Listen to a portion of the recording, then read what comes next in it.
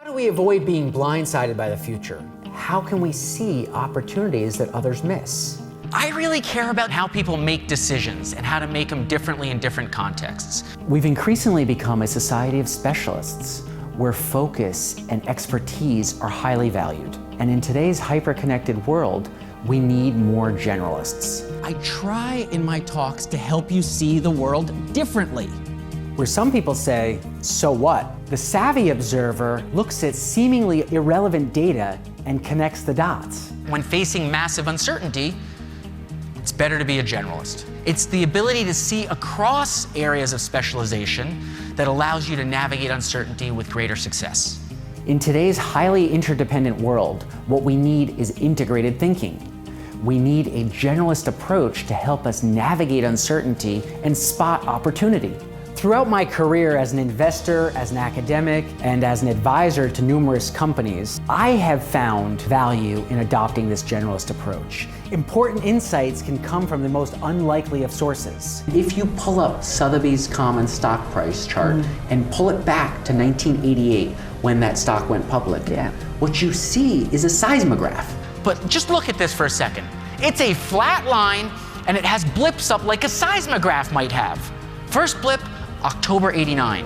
Second blip, April 99. Third one, May 07. Well, those dates are somewhat interesting, aren't they, if you're interested in booms and busts? And so when I go back and I look at what was happening to the art markets in 1989. World record art prices set by Japanese buyers. 3 months later, the Nikkei peaked. It hasn't gone anywhere near that level since. So by looking at art markets, we're able to get a leading glimpse into corporate confidence. Someone who pays $100 million for a painting, they're usually a corporate or economic leader in their society. And as such, it's not surprising that if you look at a chart of corporate M&A activity, you see a similar pattern. And so this is a leading indicator of leading indicators of confidence. One of the most powerful indicators of bubbly dynamics in the world is hubris. And hubris is easily visible in the world's tallest skyscrapers. 1929, 3 buildings competed for the world's tallest tower. 40 Wall Street, the Chrysler Building, and the Empire State Building. And then you had the Great Depression. 73 and 74, you had the Sears Tower and the World Trade Center, followed by a decade of stagflation. 1997, the world's tallest tower status moved to Kuala Lumpur with the Petronas Towers. Basically ground zero of the Asian financial crisis.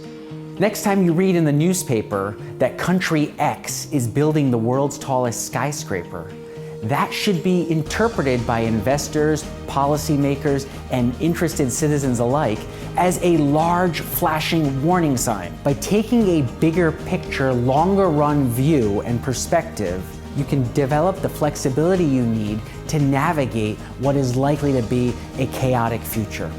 So how is it that demand for protein in China can affect regime stability elsewhere in the world?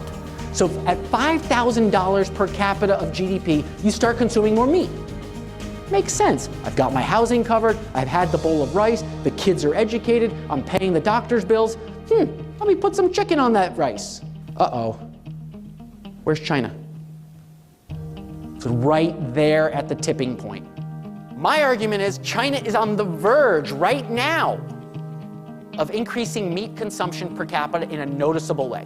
When we hear stories of China buying Smithfield Foods, is that the beginning or end of a problem? I think that's the very beginning. The demand for protein in China could rise so dramatically that it's going to cause inordinate pressures on all grains, as all feed. This is a big deal. Food riots occur when the UN Food Price Index is at 210 or above for any sustained period of time. Want to guess where the UN Food Price Index is today? 210. Right there. Big question, which direction do food prices go? When you get these data points in front of you, you're reading the newspaper and you're hearing about ethanol policy. What the heck does that have to do with my global investment policy portfolio that has some exposure here? Or I'm in a fund over here, why do I need to care about ethanol? You do! By paying attention to US ethanol policy, you would have seen a shock in the demand for grains. And that ripple would have flown through any country that had high food vulnerability. North Africa comes to mind, and perhaps the Arab Spring was a direct result of US ethanol policy. Think about different scenarios. Look at different dots, meaning see who's generating wealth how, see who's behaving how and why. Read things like People magazine. Look at newsstands when you're walking through airports and train stations, etc., to see what's selling.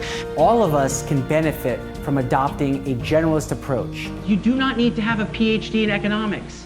You do not need to have a PhD in psychology. You don't need to be an expert. It simply requires opening our eyes, identifying the dots, and finding meaningful connections between them. These dots are out there for all of us to see.